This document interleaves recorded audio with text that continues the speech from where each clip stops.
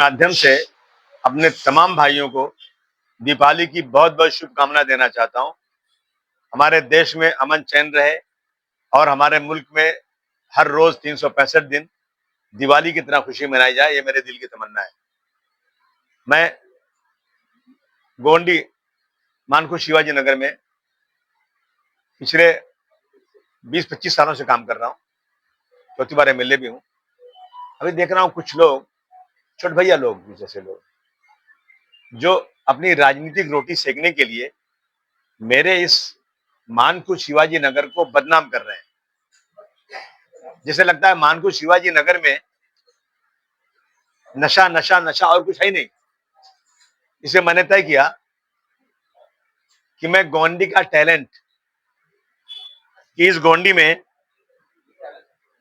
दिखाना चाहता हूं। इस गोंडी में आईएएस भी बने हैं, डॉक्टर भी बने हैं, पीएचडी भी किया है, आईटी के लोग बहुत हैं, बहुत सारे बड़ी बड़ी पोस्ट लेकर बड़ी बड़ी कंपनियों में काम कर रहे हैं। तो मैंने सोचा मैं एक गोंडी टैलेंट दिखाऊं लोगों को।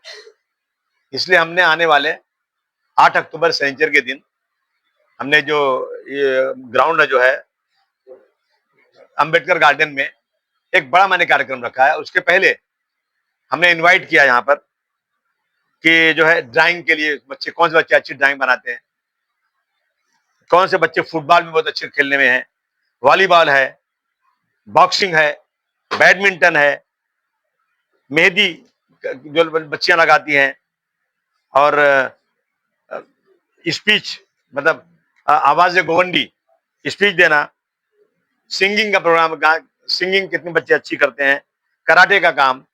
और उसके बाद जो है ये गालिब ऑफ गोंडी मुशायरा।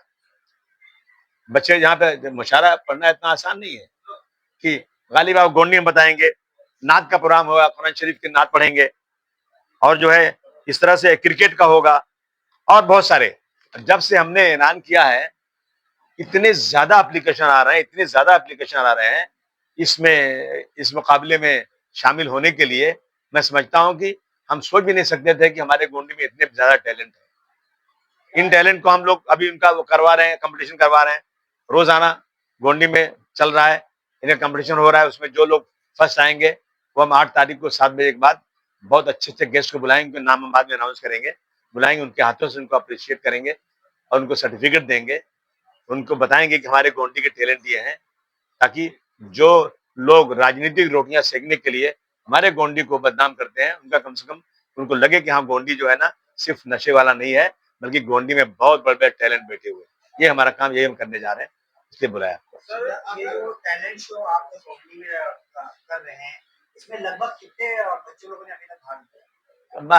हर काम में, मैंने बताया नहीं, क्रिकेट है सैकड़ों बच्चे, मेहंदी है सैकड़ों लड़कियां, इस तरह से जो स्पीच के लिए बहुत सारे लोग, नाच के लिए बहुत सारे लोग, कराटे के लिए और बॉडी बिल्डिंग के लिए, मतलब हर में जितना हम सोचते थे ना उससे ज्यादा एप्लीकेशन आ रही हैं। नहीं नहीं, ये सिर्फ गोंडी टैलेंट है, ये सिर्फ गोंडी का टैलेंट दिखाने के लिए। सर, अगर किसी को करना है तो संपर्क किससे करें? संपर्क हमने दिया ना उसको, हम लोग ने वो अपना बार कोड डाला हुआ है, बार कोड से एप्लीकेशन कर रहे हैं। और अगर कुछ और किसी को जानना चाहिए तो यहाँ पे गैसुद्दीन साहब बैठे हैं, मैं हूँ, ये हमारे जो है फवाद आजमी बैठे हुए हैं, पार्टी के कार्यकर्ता लोग हैं, नगर सेवक रुखसाना सिद्दीकी हैं, और उसके बाद इरफान है, बहुत सारे लोग हैं, ये सारे यहाँ पे जमील भाई बैठे हैं। सबको पता है इस चीज को, जिसको भी एप्लीकेशन करना है, अगर उन्होंने बार कोड नहीं देखा और नहीं किया तो यहाँ लग दे सकता है। हम उसको कोशिश करेंगे ज्वाइन कराने की। हिस्सा लेने वाले लोग हैं इस चीज में, उसको क्या कहना चाहते हैं? एक मिनट, जो हिस्सा ले रहे इस खेल में, टैलेंट में, उन लोगों को क्या मैसेज देना चाहते हैं? नहीं, उनको मैसेज दे रहे हैं कि बच्चों आओ, अपना टैलेंट दिखाओ, बताओ कि हमारा गोंडी जो है ना किसी से पीछे नहीं है। मेरा गोंडी मुंबई में सबसे आगे, यहाँ एक से एक हुनरमंद पड़े हुए हैं। सर, अभी जो डेट आपने दिया था वो नवंबर के, जब अक्टूबर बोल दिया है, 8 अक्टूबर। अच्छा, ये हमारा 8 नवंबर को है। मैंने शायद वो गलती से 8 अक्टूबर बोल दिया था, लेकिन ये 8 नवंबर को कार्यक्रम 7 बजे शुरू होगा अपना अंबेडकर गार्डन के अंदर। पूरा प्रोग्राम जो 8 तारीख को एक दिन में ही किया जाएगा या उससे पहले सारी प्रोग्राम को लिया जाएगा? अरे मेरे भाई, सारी रामायण खत्म, सीता कौन थी पूछ रहे हैं आप? मैंने बोला ना, मजाक कर रहा हूँ, मैंने बोला ना कि ये डे टू डे काम चल रहा है। अभी देखिए इन्होंने किसका कर लिया आपने, कराटे का इन्होंने कर लिया। अब आप लोग को मालूम पड़ना चाहिए।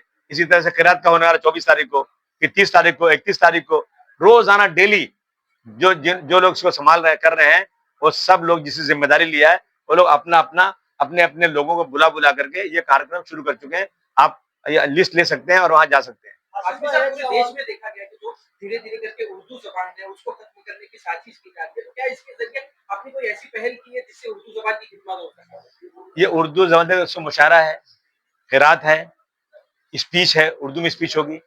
और मुझे खुशी है इस बात की कि जब हमारे मुख्यमंत्री जी या हमारे फाइनेंस मिनिस्टर साहब जब मराठी में स्पीच करते हैं, तो जब कोई अच्छी बात बोलनी होती है तो वो जो है उर्दू में बोलते हैं।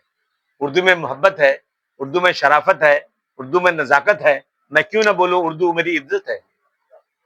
आसिम भाई, जिस तरह ये गोल्डी का टैलेंट दिखाने की बात आई, ऐसे क्या नौबत आन पड़ी कि अपने को गोल्डी का टैलेंट दिखाना पड़ रहा है, कुछ लोग बदनाम कर रहे हैं, उसको जैसे आपने अभी बताया। हमने कहा ना आपसे कि कुछ छोटे भैया लोग, जो इनको लगा है कि समाजवादी पार्टी गोंडी में छा गई है, सारे नगर सेवक पिछली 3-4 बार से उन्हीं के आ रहे हैं, एमएलए भी उन्हीं के आ रहे हैं, तो हम क्या करें, हम गोंडी को बदनाम करें कि गोंडी में नशा नहीं बंद हो, ये नशा हो रहा है, गोंडी में बहुत ज्यादा क्राइम है, गोंडी में जो है बहुत गंदगी, इन सब अच्छी चीजें लेके आप और एरिया में जाके देखिए ना, इससे ज्यादा खराबियां हैं।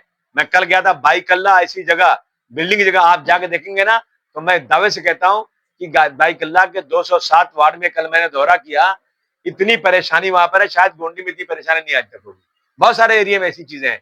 तो गोंडी को बदनाम करने वालों को ये बताना है कि गोंडी में टैलेंट हजारों हजारों की तादाद में है, जो देश में बहुत सारी जगहों पर अपने जो है सर्विसेज दे रहे हैं। ये दिखाना है उनको।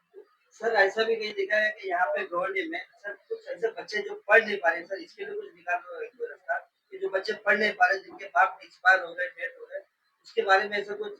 देखिए, ऐसा है ना कि ऐसे बहुत सारे बच्चों को मैं नहीं बल्कि बहुत सारी एनजीओ मदद कर रही हैं। अगर बच्चे अच्छे पढ़ने वाले हैं, अच्छे नंबर ला रहे हैं, अगर उनकी एप्लीकेशन आएगी तो मैं बहुत जगहों से उनको पैसा दिला रहा हूँ। हम कई कई लाख रुपए यहीं से बैठ करके ऐसे बच्चों को जिनको जिनको पढ़ने में इंटरेस्ट है, उनको हम लोग फीस देते हैं, यहाँ से देते बैठ के। बहुत सारे जिनको खाने को नहीं ना, कई 100 लोगों को राशन देते हैं, लेकिन इन चीजों को पब्लिसिटी नहीं करना चाहिए। इससे अच्छा नहीं लगता है कि आप छोटा सा काम कर। हम वो लोग हैं जो दाहिने हाथ से करो, बाएं हाथ को नहीं मालूम पड़ना चाहिए। आप आगे देखिए, अगर आपको देखनी है तो आप हर 11 तारीख को आ जाइए मेरे वहां पे, मेरे जो मेडिकल पे, जैसे हम लोग क्या क्या बांटते हैं वहां पर। लेकिन नहीं करना चाहिए, क्योंकि लेने वालों को लगता है ना कि ये लोग हमको दे रहे हैं तो हमारा इश्तेहार कर रहे हैं। ये तो देखिए सबका काम है कि जब जो आदमी समाज में निचली स्तर पे है, जिसकी जरूरतें हैं, उसको कहीं ना कहीं से मदद करना चाहिए। एक आदमी नहीं कर सकता, हर आदमी को कुछ न कुछ अपनी तरफ से उसको आगे बढ़ाना चाहिए।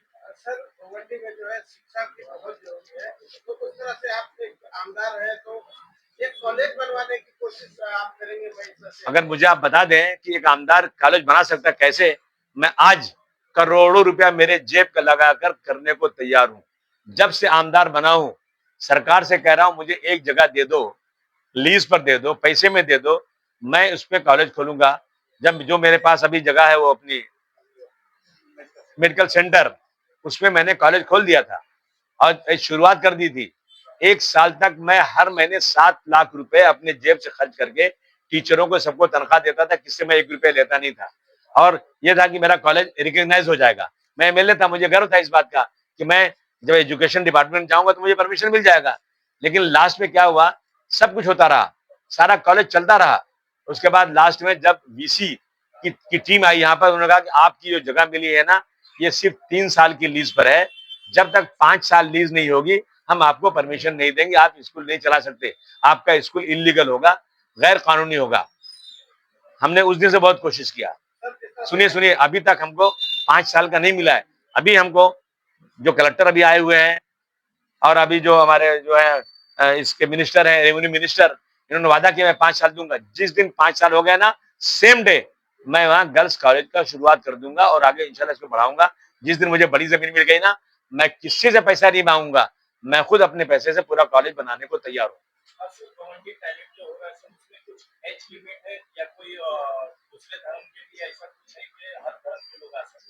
यहाँ धर्म की कोई बात ही नहीं है। देखिए, जो लोग धर्म की बात करते हैं वो बीजेपी के लोग हैं, वो आरएसएस के लोग हैं। समाजवादी पार्टी इस मुल्क में जैसे दो आंखें हैं ना, एक हिंदू एक मुसलमान, एक भी आंख खराब हो गई ना तो आंख तो आदमी बदसूरत हो जाएगा, काना हो जाएगा।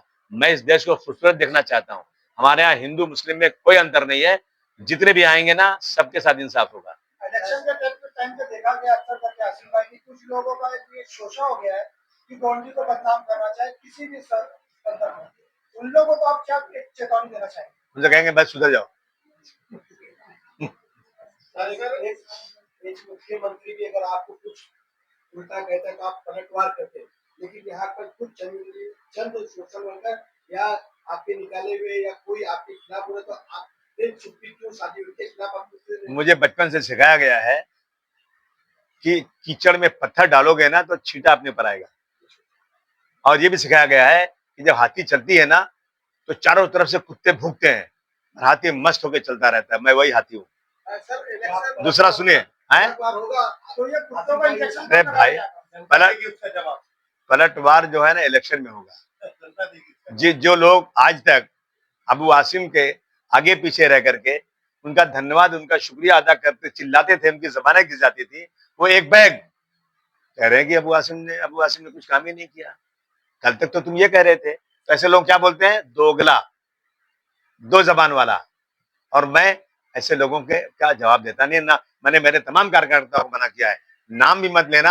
अगर तुमने नाम ले लिया तो बड़े आदमी बन जाएंगे। वो चाहते हैं हम उनका नाम लें, हम जानते नहीं कौन लोग हैं। बोलने दीजिए उनको। सर, इलेक्शन आ रहा है नजदीक बीएमसी का, तो समाजवादी पार्टी जो है अकेले लड़ने वाली का किसी से आप अलायंस करते हो? 101% अकेले लड़ेंगे, किसी के साथ अलायंस नहीं करेंगे। समाजवादी पार्टी पूरी ताकत से अकेले लड़ेगी। जो बिहार में कांग्रेस ने किया है ना, ये बहुत गलत किया है। इससे पूरे देश में एक गलत मैसेज जा रहा है। पूरा इंडिया अलायंस को ये तोड़ देना चाहते हैं। कांग्रेस की लीडरशिप यहाँ ही नहीं है, किसके साथ जाएंगे हम लोग?